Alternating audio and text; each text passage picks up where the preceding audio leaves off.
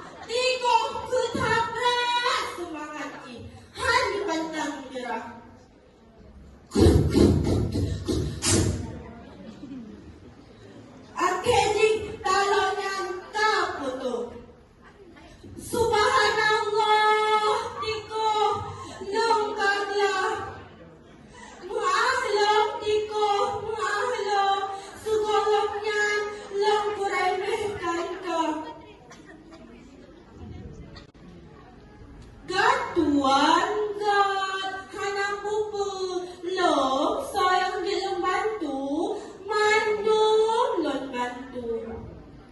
Akhirnya awaknya jen sahabat dan raja utepin hana lego akai kaiten mengan mantu-mantu terus.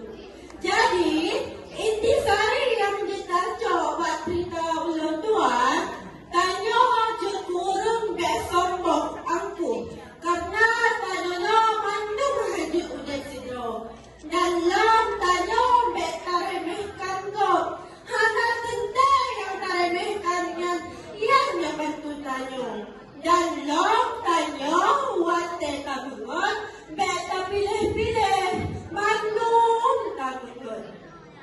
Sekian dari ulun tuan, lon akhiri di masabong pantun. Pag-aramo yang hamirah, pag-penerah yang hana bajo. Pag-kata-kata lon yang salah, hana baaway kadang nabadudo. Lon akhiri di masabong wassalamualaikum warahmatullahi wabarakatuh.